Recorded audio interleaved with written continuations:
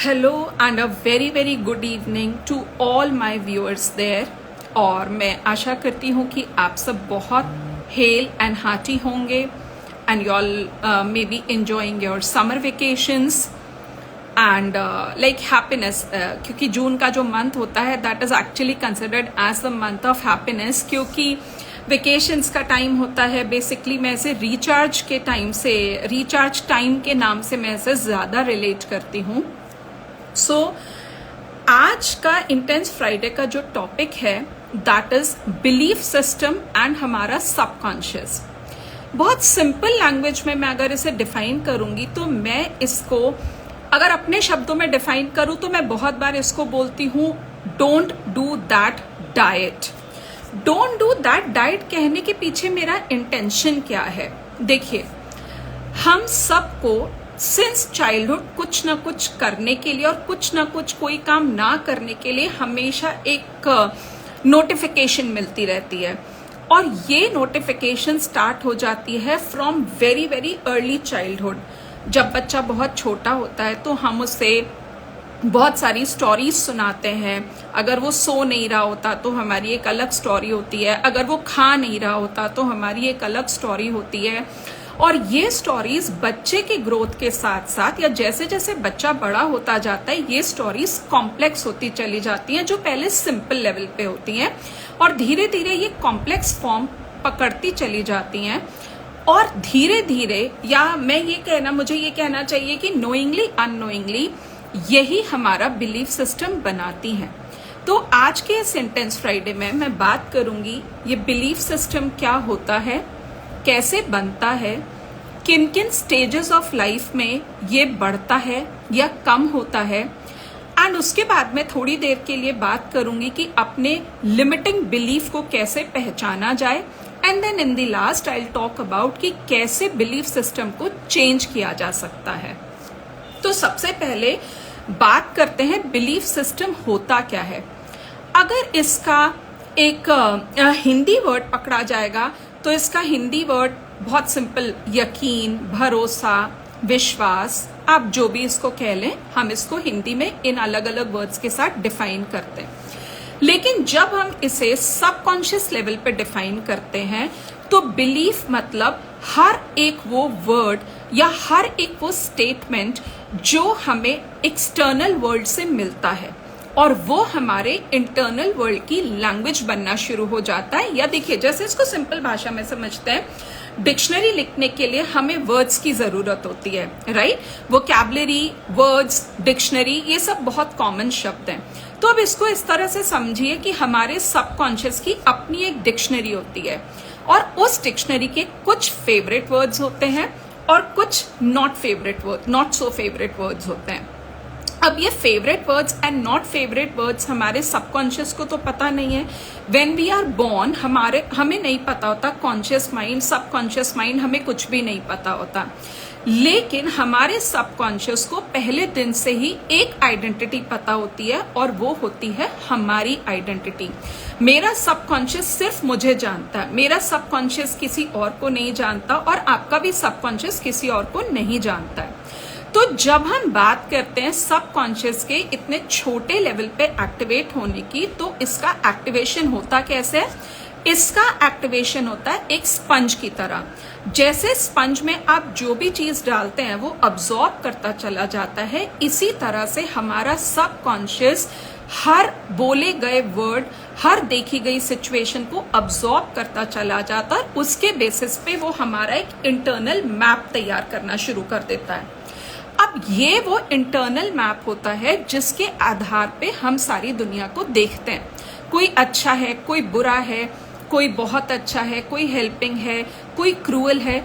ये सारे वर्ड्स हम कैसे डिफाइन करते हैं, या ये सारी चीजें हम ये सारे लोगों को अलग अलग कैटेगरी में कैसे डालते हैं? क्योंकि हमने कुछ वर्ड्स अपनी वोकैबुलरी में फिट इन कर रखे हैं और वो कॉन्शियस लेवल के वर्ड्स सबकॉन्शियस माइंड में जाके वहां की डिक्शनरी क्रिएट कर रहे हैं, और जो डिक्शनरी हमारा इंटरनल मैप या इंटरनल वर्ल्ड बनाती है, राइट?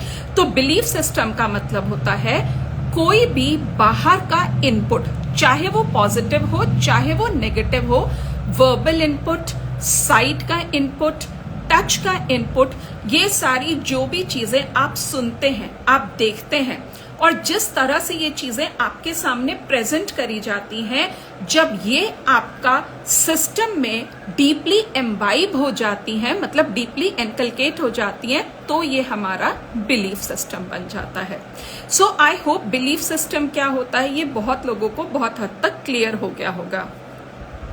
अब बात करते हैं बिलीफ सिस्टम एंड इमेज की। हम सबकी इमेज क्या है जो हम मिरर में अपने सामने देखते हैं, राइट? जब हम मिरर के सामने खड़े होते हैं, जो भी रिफ्लेक्शन हम अपना आईने में देखते हैं, that is my image. Internal level की जो इमेज होती है उसे हम बोलते हैं सेल्फ इमेज। अब ये self image and belief system बहुत डीपली कनेक्टेड वर्ड्स हैं। थोड़ा सा इसके बारे में बात करते हैं। देखिए, हमारी इंटरनल सेल्फ इमेज की बातें, मैं बहुत सुंदर दिखता हूं, मैं बिल्कुल अच्छी नहीं दिखती हूं, मैं उतनी इंटेलिजेंट नहीं हूं जितने तुम इंटेलिजेंट हो, मैं तो उतनी रिच हो ही नहीं सकती जितना लोग दुनिया में होते हैं, and so many things are there. ये सारे नेगेटिव स्टेटमेंट्स जब हम अपने सबकॉन्शियस को बार बार रियलाइज कराते हैं, तो वो उन नेगेटिव स्टेटमेंट्स को हमारी इमेज बनाने पर तैयारी शुरू कर देता है। आप लोग को, जो लोग मेरा इंटेंस फ्राइडे बहुत टाइम से अटेंड कर रहे हैं या जो लोग मेरे रील्स देखते हैं, उन्हें मालूम होगा कि मैंने बहुत टाइम पहले एक बात करी थी, और वो ये बात थी कि सबकॉन्शियस को हर एक चीज की पिक्चर क्रिएट करनी आती है सिवाय एक वर्ड नहीं के।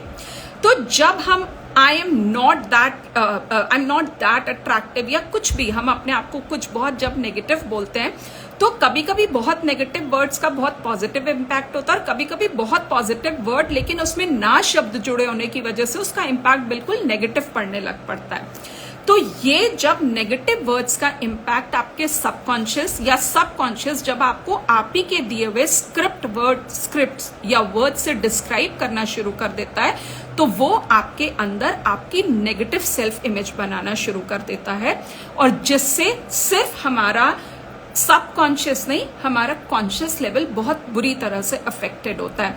क्योंकि मोस्ट ऑफ द टाइम आपने देखा होगा, आपके हिसाब से सामने वाला बहुत इंटेलिजेंट है, वो बहुत कुछ मिलना चाहिए जो वो डिजायर करता है या जो वो डिजर्व करता है, बावजूद इसके वो सक्सेस नहीं। I think there is some technical glitch. अभी इट्स यस। सुमित वर्मा, आप थोड़ा सा रुकिए, मैं टुवर्ड्स दी एंड आपको लाइव ज्वाइन करने के लिए परमिट करूंगी। Let me just finish with my topic, right?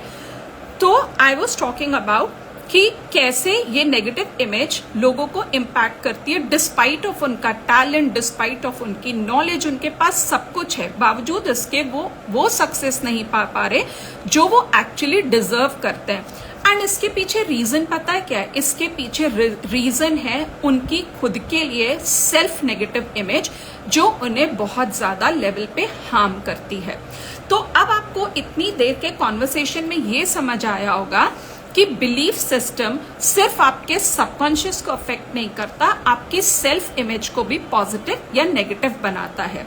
और जैसी आपकी सेल्फ इमेज होती है सबकॉन्शियस लेवल पे, वैसे ही आपका प्रेजेंटेशन होता है कॉन्शियस लेवल पे।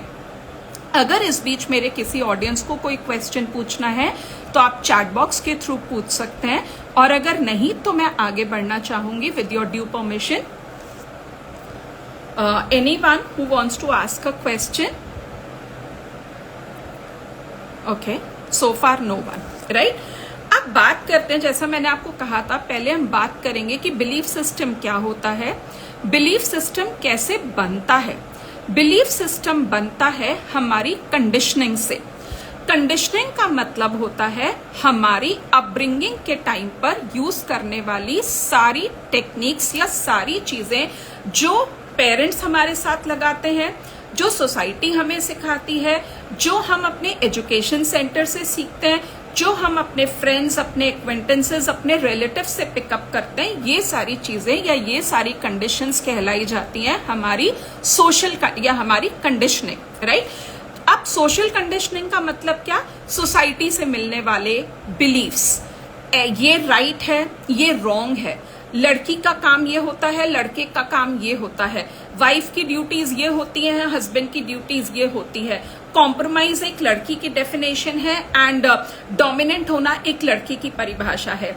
ये सारे टर्म्स एंड डेफिनेशंस जो हमको समझाए जाते हैं थ्रू सोसाइटी, ये बनते हैं हमारी सोशल डेफिनेशन, या ये हमारा बनता है सोशल कंडीशनिंग। पेरेंटिंग कंडीशनिंग क्या होती है, इसका बहुत सिंपल एग्जांपल मैं आपको समझाती हूँ। जब बच्चा बहुत छोटा होता है और वो सोता नहीं है, तो मोस्ट ऑफ द मदर्स का एक कॉमनली यूज किए जाने वाला एग्जाम्पल है, सो जाओ नहीं तो उस कमरे में बाबा बैठा, वो तुम्हें पकड़ के ले जाएगा। खाना खा लो वरना वो झोली बाबा बैठा, या एक कमरे में चूहे, मैं तुम्हें उसमें उठा के बंद कर दूंगी। हमने मोमेंट्री बच्चे के दिमाग में ये एक सिचुएशन डाल दी कि अगर आप सोओगे नहीं, अगर आप खाओगे नहीं, या अगर आप पढ़ोगे नहीं, तो एक कमरा है जो बिल्कुल अंधेरा है जहां पे, या फिर एक ऐसा कमरा है जहां पे बहुत मोटे मोटे चूहे हैं और आपको वहां पर फेंक दिया जाएगा। अब क्योंकि उस बच्चे को उस समय अंधेरे का मतलब सिर्फ एक चीज पता है, डर। उसको मोटे चूहे या उसको बाबा का मतलब सिर्फ इतना पता है कि a place which is away from my mother's love and support, और जहां पे मुझे कुछ अच्छा नहीं मिलने वाला। ये जो डर हम अपने बच्चों में बैठाते हैं ना, ये उनका बिलीफ सिस्टम बन जाता है। एंड ट्रस्ट मी, आज की डेट में भी बहुत सारे अडल्ट्स ऐसे हैं जिनको अंधेरे कमरे में जाने से डर लगता है, जिनको चूहा देख के डर लगता है, क्योंकि उनके दिमाग में बचपन से ये डाल दिया गया है कि चूहा means something very dangerous. In fact I am also scared of a rat, right? तो ये जो चाइल्डहुड कंडीशनिंग होती है, पेरेंट की जो कंडीशनिंग होती है, सोशल कंडीशनिंग जो होती है, जो हमें एजुकेशन सेंटर से कंडीशनिंग मिलती है, जब ये सारी आइडियाज टुगेदर इनकलकेट या इनपुट किए जाते हैं, तो ये बन जाते हैं हमारे बिलीफ सिस्टम। अब बहुत सारे, अब देखिए स्कूल से कैसे बिलीफ सिस्टम बनता है। हम किताब खोलते हैं और बच्चों को मुहावरे पढ़ाना शुरू करते हैं, तो उसमें एक ये होती है कि भाई कफन में जेब नहीं होती। डेफिनेटली कफन में जेब नहीं होती, कोई भी मरने के बाद अपने साथ कुछ भी नहीं लेके जा सकता। But the point is that कि हमने बच्चों को क्या कभी ये सिखाया कि भाई जितनी देर तक हम जीवित हैं उतनी देर तक तो हमें जेब चाहिए, और उस जेब में हमें पैसे भी चाहिए। आई एम नॉट सेइंग कि ये सारी सेइंग्स रॉन्ग हैं या ये सारी सेइंग्स का कोई नेगेटिव मीनिंग है, लेकिन ऐसे सेंटेंसेस हमारे बिलीफ्स को लिमिटिंग बिलीफ्स में कन्वर्ट कर देते हैं।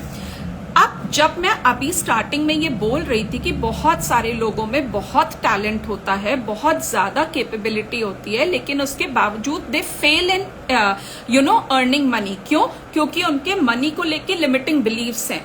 क्या मनी को लेके लिमिटिंग बिलीव्स होते हैं? Money can not buy everything, money is not everything. पैसों से आप प्यार नहीं खरीद सकते, पैसों से आप रिश्ते नहीं खरीद सकते। बिल्कुल बिल्कुल, मैं इन सारी चीजों से अग्री करती हूँ, लेकिन जब हम मटेरियलिस्टिक वर्ल्ड में रहते हैं, तो उस मटेरियलिस्टिक वर्ल्ड में पैसे के बिना हमें कोई एक ग्लास पानी भी नहीं पिलाएगा, ये भी दुनिया का एक सच है, इससे हम इनकार नहीं कर सकते।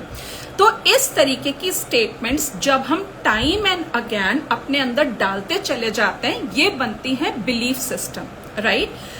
अब बात करते हैं belief system at different level. सबसे पहले मैं बात करूंगी पेरेंटिंग एंड बिलीफ सिस्टम की।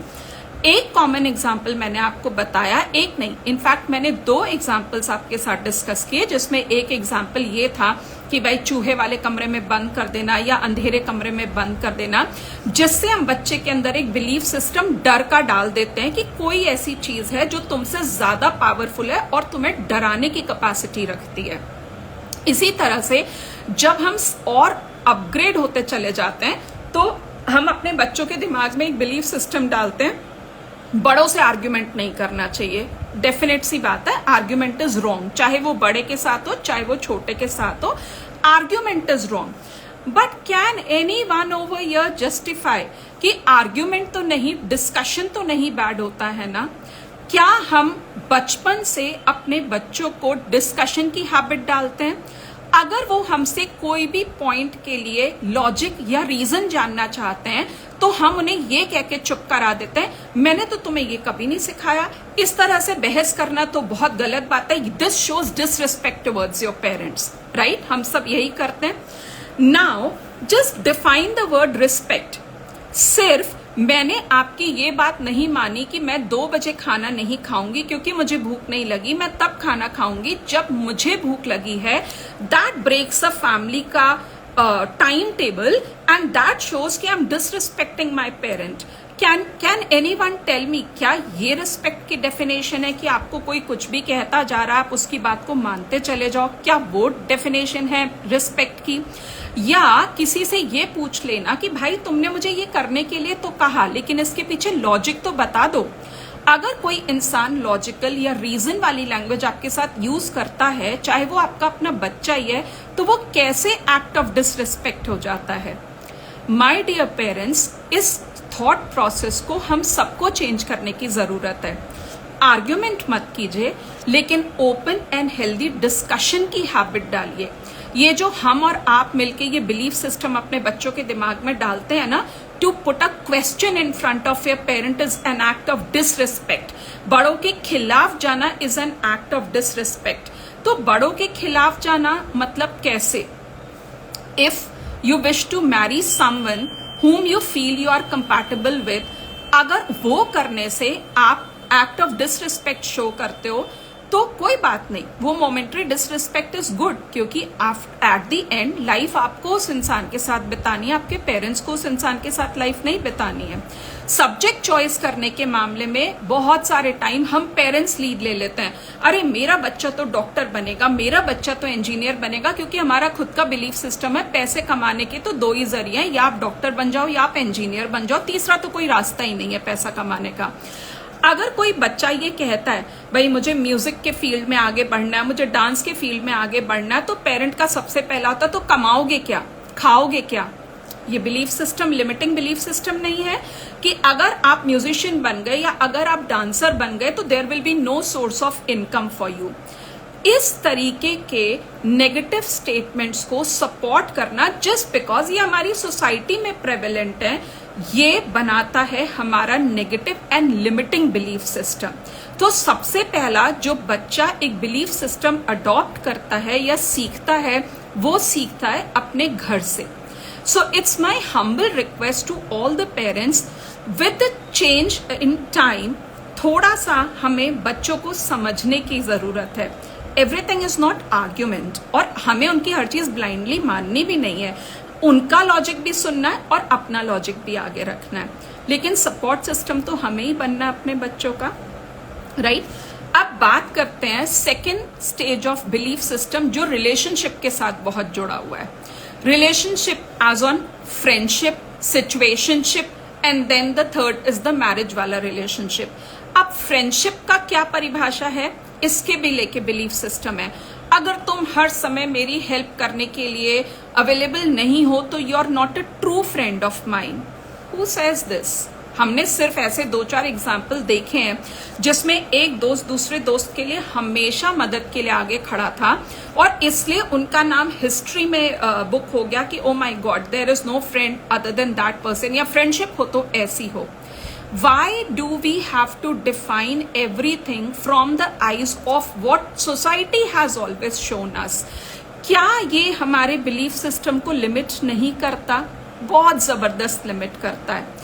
फ्रेंडशिप, सिचुएशनशिप या रिलेशनशिप, इन तीनों चीजों में लव या कनेक्शन के अलावा जो एक बहुत इंपॉर्टेंट चीज है that is mutual respect for each other.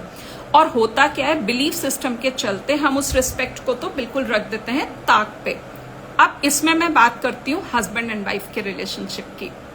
भाई बिलीफ सिस्टम यही कहता है कि एक आइडियल वाइफ, एक आइडियल मदर वो ही है जो किचन में जाए और जब उसकी फैमिली डिमांड करे उसको गरम गरम खाना बना के दे। ओके फाइन, बट ये कहाँ से आया, इसका क्या टेस्टिमोनियल है? Did God divide that work? Second चीज, हस्बैंड की ड्यूटी है वाइफ को हर एक चीज ला करके उसके लिए रखना सामने। क्यों हस्बैंड की ही ड्यूटी क्यों है? अगर कुकिंग इज, हम कहते हैं cooking should not be gender biased, तो earning should also not be gender biased.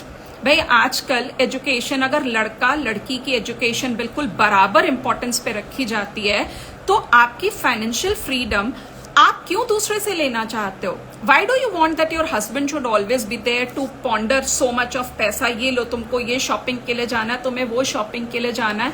तो ये हमारा बिलीफ सिस्टम है जिसमें ये कूट कूट के भरा गया है कि बेटा तुम पढ़ो या ना पढ़ो, एक दिन तो तुम्हारी शादी अच्छे घर में हो ही जाएगी, एक पढ़े लिखे पैसे वाले लड़के से तुम्हारी शादी कर देंगे और फिर तुम्हारी लाइफ सेट है। कैसे सेट है? वो लड़का शादी के 4 या 5 साल में अपने करियर में ग्रोथ करता चला जाएगा जस्ट बिकॉज उसको रोकने वाली कोई चीज नहीं है। आपको रोकने के लिए मदरहुड है, आपको रोकने के लिए फैमिली की रिस्पॉन्सिबिलिटीज हैं, आपको रोकने के लिए बहुत सारे घर के काम है और आप हैप्पीली उस पर सैक्रिफाइस करती चली जाती हैं थिंकिंग कि यही तो हमारा सिस्टम है। No, financial independence of a women should be her own choice. अगर आप इक्वालिटी की बात करते हो, हर फील्ड में इक्वालिटी की बात करते हो, तो फाइनेंशियल इंडिपेंडेंस में भी आप इक्वालिटी की बात करो। And then men should also be कि ये जो कहता है ना मैं क्यों खाना अपने लिए खुद सर्व करके खाऊंगा, या मतलब मैं क्यों, why should I take care of the child? क्यों भाई, why can't you take care of the child? ये सारे जो भी स्टेटमेंट्स हमने सोसाइटी से अडॉप्ट कर लिए हैं without even putting a question mark on this why, या बिना लॉजिक या बिना रीजन को जाने हुए, ये हमारे रिलेशनशिप, सिचुएशनशिप एंड फ्रेंडशिप के नेगेटिव बिलीफ सिस्टम बनते हैं, राइट? अब तीसरे बिलीफ सिस्टम की बात करते हैं, work place and belief system. Work place and belief system एक ऐसा एक टॉपिक है जिसपे मुझे लगता है एंडलेस आवर्स तक आई कैन टॉक। ये नेगेटिव प्लेस पे बिलीफ सिस्टम स्टार्ट होता है, how should I say no to my boss? It is as simple as to say a no. जैसा आप यस बोलते हो, हर एक चीज में यस बोलना will earn me trust, will earn me more money, या विल अर्न मी इंक्रीमेंट। क्या अगर हम अपने अंदर झांक के देखें तो क्या simple saying yes earns us all these things? Not at all. In fact ये जरूर होता है कि इस बिलीफ सिस्टम के चलते हम अपना सुकून, अपना चैन और सब कुछ बिल्कुल जो है ताक पे रख देते, क्योंकि अंदर से तो हम अनरेस्ट की सिचुएशन में है। शाम को मेरा कमिटमेंट था मेरा अपने साथ टाइम बिताने का, लेकिन वो कमिटमेंट मुझे किसी और काम में लगाना पड़ रहा है, तो how can I be happy? But वो बस एक बिलीफ सिस्टम मेरे अंदर बैठा, to say no at a work place is bad, it is an act of disrespect, ये मेरे इंक्रीमेंट पर असर डालेगा।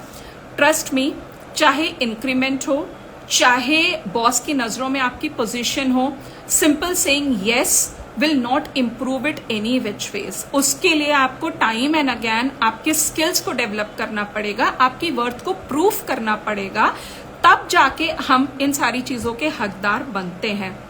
Reaching on time, I agree, मैं भी टाइम से पहुंचने में बिलीव करती हूँ, बट क्या ये बिलीफ सिस्टम कि अगर मैं बिल्कुल टाइम से पहुंचूंगी या अगर मैं बिल्कुल टाइम से पहुंचूंगा तो मेरे लिए एक बैज तैयार होगा, वो बैज सिर्फ उतनी देर के लिए तैयार है जितनी देर के लिए आप वो रूल फॉलो कर रहे हो। आप 1 दिन 2 दिन आप लेट जाके देखो, वो बैज आपके हाथ से छिन जाता है। सो बिलीफ सिस्टम बहुत हद तक हमारा खुद का बनाया गया है।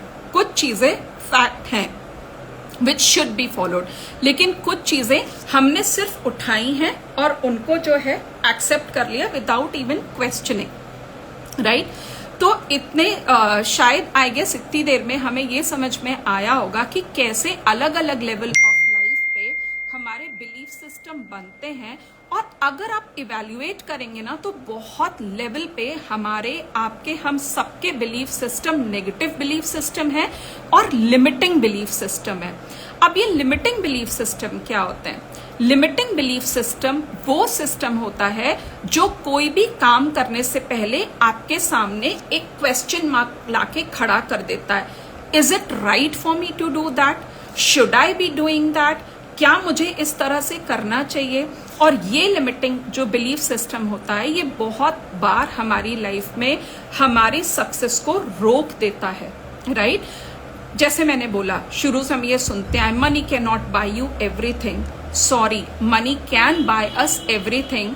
Money has the potential to make you happy. अगर आप मतलब हैप्पीनेस क्या है? अगर हम हैप्पीनेस को मटेरियलिस्टिक वर्ल्ड से मेजर करके देखेंगे तो आज की दुनिया में happiness is living a peaceful life, living a luxurious life, जब भी आपका जो भी शॉपिंग करने का मन करे आप वो कर सको बिना कुछ सोचे समझे। आपका जब वेकेशन पे जाने का मन है आप उस वेकेशन के लिए उठो और चले जाओ। अब अगर money can not bye us everything, तो मनी ये चीजें तो हमें खरीद के दे सकता है ना, जो भी चीजें हमें चाहिए। So all in all yes, money can not bye us everything but money can buy us maximum things. और अगर ये नहीं होता तो हम लोग रोज सुबह से लेकर शाम तक काम पे नहीं निकल रहे होते और इतनी टेंशन नहीं झेल रहे होते जितनी हम वर्क प्लेस घर बैलेंस करने में, स्पेशली अ फीमेल, उसको घर को भी बैलेंस करके चलना है, उसे वर्क प्लेस पे भी बैलेंस करके चलना है, बहुत मुश्किल होता है। I am doing both so I know it very well. So limiting या नेगेटिव बिलीफ सिस्टम को हमने सिर्फ अडॉप्ट कर लिया है, एक्सेप्ट कर लिया विदाउट इवन क्वेश्चनिंग। और जो इंसान इस नेगेटिव बिलीफ सिस्टम के लिए क्वेश्चन पुटअप करता है उसको अक्सर रिबेल का नाम दे दिया जाता है।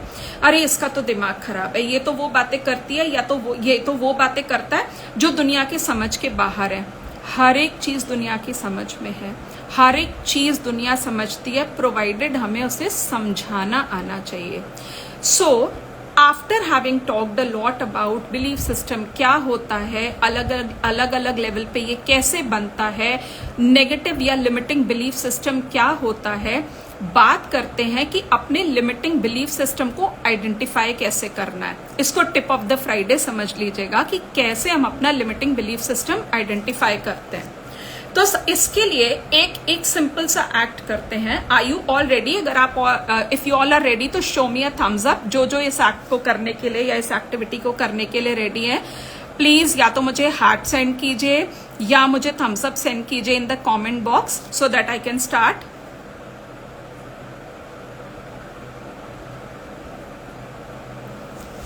ओके, सो स्टार्ट करते हैं आइडेंटिफाई करना अपने लिमिटिंग बिलीफ को।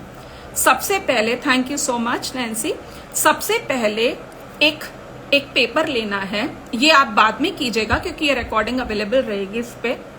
एक पेपर लीजिए और उस पे वो पूरी स्टेटमेंट्स या वो पूरी स्टोरी लिखिए about that area of life जिसको लेके आपका बिलीफ लिमिटिंग है।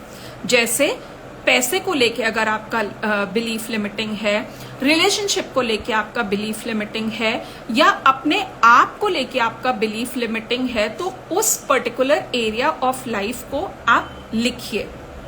और उसको लिखने के बाद, क्योंकि देखिए जब हम रीजन एंड क्वेश्चन करने पर आते हैं ना, अगर मुझे कोई ये कहता है, बहुत सिंपल सा एग्जांपल है भाई, if someone comes and tells me कि ये काम नहीं करना है, तो मुझे मेरे अंदर ये क्वेश्चन है कि मुझे क्यों नहीं करना, बट मैं एक्सेप्ट क्यों कर रही हूँ? क्योंकि जिसने मुझे कहा है या तो वो मुझसे एज में या वो मुझसे एक्सपीरियंस में बड़ा है, तो मैंने चुपचाप उसकी बात को एक्सेप्ट कर लिया। जब मैं अपने इस प्रॉब्लम एरिया को या एरिया ऑफ प्रॉब्लम को एक पेपर पे लिखूंगी तो मुझे इस प्रॉब्लम के पीछे का रीजन भी मालूम होगा कि why am I doing this.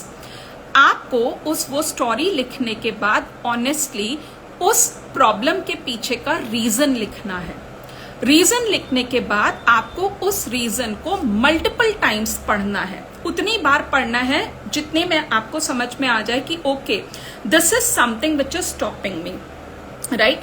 इसके बाद जब एक बार आपको समझ में आ गया कि ये मेरा एरिया ऑफ प्रॉब्लम है और ये एरिया ऑफ प्रॉब्लम के पीछे का ये रीजन है, तो नेक्स्ट टाइम जब आप वो काम करने जाते हैं और फिर आपको वही फीलिंग आती है, मैं ये नहीं करूं, मुझे XYZ ने बोला था कि ये नहीं करना है, मुझे इस तरह से समझाया गया था कि ऐसा नहीं करना, उस सिचुएशन में आपने जो रीजन डिसिफर किया था या जो रीजन आपके दिमाग में आया था उसको फिर से फ्रेश पीस ऑफ पेपर पे लिखिए। जितनी बार आप अपने उस एरिया ऑफ लाइफ में ये प्रॉब्लम कन्फ्रंट करेंगे उतनी बार आप उस रीजन को रिकॉल कीजिए और उतनी बार उस रीजन को आप पीस ऑफ पेपर पे लिखिए। जब ये एक्ट आप 2 या 3 बार करते हैं और दोनों या तीनों एक्ट में आपको वो ही सेम आंसर मिलता है, सो दैट आंसर इज कि ये काम ना करने की वजह मेरा ये लिमिटिंग बिलीफ है। और वो नेगेटिव या लिमिटिंग बिलीफ आइडेंटिफाई करने की सबसे इजी ट्रिक होती है जो आप अपने आप कर सकते हैं, जिसके लिए आपको कोई कोई हेल्प की जरूरत नहीं है, कोई साइकोलॉजिस्ट की जरूरत नहीं है ये, एंड टाइम एंड अगेन हमें ये करना चाहिए जस्ट बिकॉज इससे क्या होता है, सपोज करो आप रिलेशनशिप के किसी ऐसे मोड़ पर अटके हुए हो जहां पे you know this relationship is toxic, आप उस टॉक्सिसिटी से बाहर आना चाहते हो लेकिन आपका बिलीफ सिस्टम ये कहता है how can I step out of this relationship, मेरी सोसाइटी ये अलाउ नहीं करेगी, स्पेशली फीमेल्स के लिए। मैं कैसे अपनी शादी की इतने सालों के बाद जो है इस वेडलॉक से बाहर आ जाऊं, मैं कैसे शादी के इतने सालों बाद ये एक्सप्रेस कर दूं कि I want to get myself educated, मैं कैसे इतने सालों के बाद ये कह दूं I don't want to cook, instead I want to go and join a dance class, क्योंकि मेरा तो लिमिटिंग बिलीफ सिस्टम है कि an ideal women is suppose to sit in the house, cook in the kitchen and serve the hot food whenever the family is there. तो ये जो limiting negative belief है, इसको आइडेंटिफाई करने के बाद, लिखने के बाद आपको ये फ्रीडम मिलती है to come out of that negativity, क्योंकि हम अपनी खुशी के लिए जब भी कोई काम करने के लिए निकलते हैं तो हमारा नेगेटिव बिलीफ सिस्टम सबसे पहले रोड़ा बन के हमारे सामने खड़ा हो जाता है, अरे तुम ये कैसे कर सकते हो, you are not suppose to do this, you are not bound to do that. ये तो हमारी सोसाइटी में सिखाया ही नहीं गया, चाहे मेल हो चाहे फीमेल हो, सबको जिस एरिया ऑफ लाइफ में नेगेटिव बिलीफ सिस्टम फेस करना पड़ रहा है, please identify that negative belief system and then उस नेगेटिव बिलीफ सिस्टम को रिप्लेस कैसे करना है मैं उसके बारे में भी बात करूंगी। लेकिन प्लीज मुझे अपने कमेंट्स के थ्रू या थम्स अप के थ्रू इतना जरूर बता दीजिए, जितना अभी तक मैंने आपको समझाया क्या आपको ये समझ में आया, और अगर आप में से कोई भी ऐसा है जो ये चाहता है कि इस बिलीफ सिस्टम को आइडेंटिफाई करने के जो स्टेप्स हैं वो मैं पीडीएफ के फॉर्म में डाल दूं, तो I am ready to do that also. Let me know this through the comment box if anyone wants कि ये स्टेप्स में लिख के डाल दूं, I do that also. Okay, so by the time if someone wants to type, अब बात करते हैं जब नेगेटिव बिलीफ सिस्टम आइडेंटिफाई कर लेते हैं तो इस नेगेटिव बिलीफ सिस्टम को, ओके श्योर सुमित वर्मा, इस नेगेटिव बिलीफ सिस्टम को ओवरकम कैसे करते हैं। अब देखिए, ओवरकम करने के लिए सबसे बेस्ट एग्जाम्पल पहले समझते हैं, राइट। थर्मोस्टैट का क्या काम होता है, थर्मोस्टैट का काम होता है किसी भी इलेक्ट्रिकल अप्लायंस के टेम्परेचर को मेंटेन करना। अगर वो टेम्परेचर बहुत ऊपर जा रहा है या वो बहुत नीचे जा रहा है तो थर्मोस्टैट तुरंत एक्टिवेट हो जाता है और उस चीज को back to the square one या बैक टू दैट पोजीशन लेके आता है। अब हम लोग सबकी बॉडी में हमारा जो थर्मोस्टैट है या हमारा जो साइबरनेटिक सिस्टम है, दैट इज आवर सबकॉन्शियस। हमारी बॉडीज में, हमारे कॉन्शियस माइंड में हमारा सबकॉन्शियस उस थर्मोस्टैट की तरह या उस साइबरनेटिक सिस्टम की तरह काम करता है, जो कई बार हमें हमारे गोल्स पूरे करने से रोकता है। क्यों, इसको समझते हैं। देखिए, आज मैंने उठा और मैंने डिसाइड किया आज से मैं सिर्फ हेल्दी खाना खाऊंगी, पर मेरे सबकॉन्शियस को तो जो मेरी इमेज पता है वो उससे रिलेटेड है कि मुझे मीठा भी खाना है, मुझे जंक भी खाना है और मुझे जब अच्छा लग रहा है मुझे तब खाना है। मेरा सबकॉन्शियस मेरी इस ईटिंग हैबिट से आइडेंटिफाई करके मेरी एक इमेज बना चुका है, और जितनी बार मैं अपनी उस इमेज के साथ रहते रहते अपने आप को दूर, अब सपोज कीजिए मैंने हेल्दी ईटिंग की हैबिट शुरू करी, लेकिन मेरे सबकॉन्शियस को तो मेरी आइडेंटिटी अनहेल्दी ईटिंग की पता है, तो मैं नो डाउट 15 दिन 20 दिन में सक्सेसफुल हो जाऊंगी, लेकिन मेरे अंदर का ये साइबरनेटिक सिस्टम या थर्मोस्टैट तुरंत एक्टिवेट होगा और 20 दिन के बाद मुझे वापस खींच के उसी चीज पर लेके आएगा, अनहेल्दी ईटिंग की तरफ। और ये हमारा सबकॉन्शियस हमें कैसे बताता है, हमें चॉकलेट एकदम बैठे बैठे दिखाई देती है, हमें कभी आपने नोटिस किया एकदम से आपको वही खाने की स्मेल आनी शुरू हो जाती है जो फूड आइटम आपको बहुत पसंद है, आप क्रेव करते हो, आप रेजिस्ट ही नहीं कर पाते उस चीज को खाने के लिए, या फिर जिस चीज से आप दूर होने की कोशिश कर रहे हो वो आपको ड्रीम के थ्रू या सडन सड़क पे चलते हुए वो इंसान आपके सामने आ जाता है, उसकी कही हुई कोई बात आपके सामने याद आ जाती है। क्यों, ये आप कॉन्शियसली नहीं कर रहे हो, ये आपका साइबरनेटिक या आपका थर्मोस्टैट मतलब आपका सबकॉन्शियस जानबूझ के कर रहा है, क्योंकि वो आपकी आइडेंटिटी उस चीज के साथ ही रिलेट करता है। तो अब नेगेटिव बिलीफ सिस्टम को दूर करने के लिए सबसे पहला जो स्टेप है वो है अपनी पॉजिटिव सेल्फ इमेज को पुट इन करना। थोड़े दिन पहले मैंने एक बहुत इंटरेस्टिंग रील डाली थी और वो रील थी अबाउट अल्फा स्टेट। उस रील को जिन्होंने नहीं देखा please go and see that, जिसमें मैंने बताया है कि दिन का कौन सा ऐसा टाइम होता है जब हमारा सबकॉन्शियस बहुत ज्यादा एक्टिवेटेड होता है और वो टाइम बेस्ट माना जाता है अपने सबकॉन्शियस में कोई भी आइडिया को पुट इन करने के लिए या कोई भी चीज मैनिफेस्ट या विजुअलाइज करने के लिए। सो जब एक बार आप अपना नेगेटिव बिलीफ सिस्टम आइडेंटिफाई कर लें तो उस नेगेटिव बिलीफ सिस्टम को दूर करने से पहले जो सबसे क्रूशियल स्टेप आपको उठाना है वो है अपनी सेल्फ इमेज को बदलना। क्योंकि जैसी आपकी सेल्फ इमेज होती है आपका कॉन्शियस वर्ल्ड वैसा ही होता चला जाता है। और इसीलिए कहते हैं कि चेंज जो है सिर्फ ऊपर के लेवल पे करने से नहीं होता। What is deep and rooted in me is what defines me. So अगर मुझे मेरी डेफिनेशन बदलनी है तो मुझे मेरा बिलीफ सिस्टम बदलना है, और अगर मुझे मेरा बिलीफ सिस्टम बदलना है तो उसके लिए मुझे मेरी सेल्फ इमेज पर पहले काम करना बहुत ज्यादा जरूरी है। और मैंने एक रील और भी डाली थी जिसमें मैंने ये बताया था, भाई जैसे मूवीज में स्क्रिप्ट राइटर होता है, स्क्रिप्ट राइटर का क्या काम होता है? स्क्रिप्ट लिखना। अब स्क्रिप्ट लिखने के लिए वो वर्ड्स भी ढूंढता है, सिचुएशन भी ढूंढता है, ट्रैक भी ढूंढता है, बहुत सारी चीजें ढूंढता है। तो हमारे अंदर का जो स्क्रिप्ट राइटर है वो हमारा सबकॉन्शियस। लेकिन होता क्या है, स्क्रिप्ट राइटर तो बहुत अच्छे से प्रिपेयर्ड है लेकिन हम सिर्फ और सिर्फ नेगेटिव वर्ड्स अपने बारे में, अपने खुद के बारे में नेगेटिव वर्ड्स हम इतना बोलते हैं, I am not capable, I am not that good, I am not that intelligent, I am not that deserving. Who told you you are not that deserving? क्या कोई पैरामीटर था जिसपे आपने अपने आप को मेजर किया? क्या कोई ऐसी चीज थी जिसके बेसिस पे आप ये कह सकते हो कि you are not good enough? इस पर ना मुझे एक बहुत इंटरेस्टिंग स्टोरी याद आती है, मैं आप लोग सबके साथ शेयर करूंगी। जो बेबी एलिफेंट होता है ना, जब उसे इनिशियल स्टेजेस में सर्कस में लाके रखा जाता है तो उसको लोहे की पेग के साथ उसकी चेन बांध के रखी जाती है ताकि, और वो चेन जो होती है उसको एक डिस्टेंस कवर करने की अलाउंस देती है। तो वो जो हाथी का बच्चा होता है ना, वो इनिशियली उसको लगता है मुझे चेन से बांध के रखा, तो वो उस भागने की कोशिश करता है, अपने आप को पेग से फ्री करने की कोशिश करता है।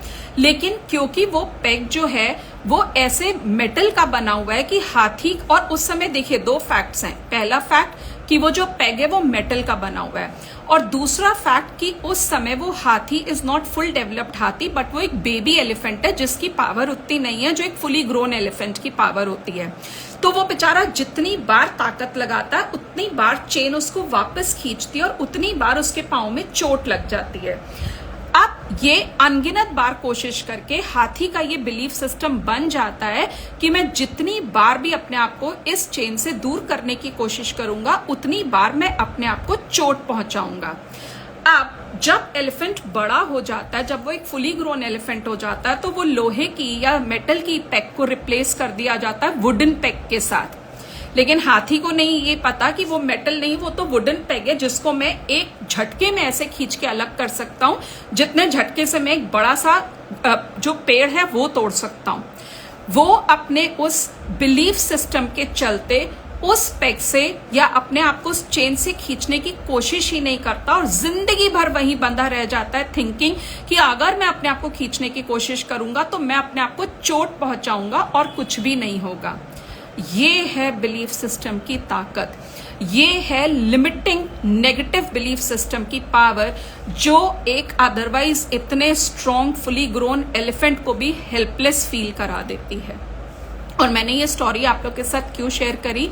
Just in order to tell you कि हम सबके अंदर इक्वल पोटेंशियल है, हम सबके अंदर इक्वल कैपेबिलिटी है। बस हमारा पेग क्या है या हमें कहां से कौन सी चेन के साथ बांध के रखा गया है, हमें नेगेटिव या लिमिटिंग बिलीफ सिस्टम नामक चेन के साथ बांध के रख दिया गया है, जिसकी वजह से हम अपनी कैपेबिलिटीज, अपनी पावर पे डाउट करना शुरू कर देते हैं। तो आज के बाद जब भी आप इस तरीके के किसी नेगेटिव बिलीफ सिस्टम या कोई आपको कहता है this should not be done, तो उनकी बजाय, उनकी बात सिंपली मानने की बजाय अपने आप से क्वेश्चन कीजिए, ये जो सिचुएशन मुझे करने के लिए है, ये जो चीज मुझे करने के लिए बोला गया है, या जो काम करने के लिए मुझे रोका गया है, ये कौन से बिलीफ सिस्टम में आता है?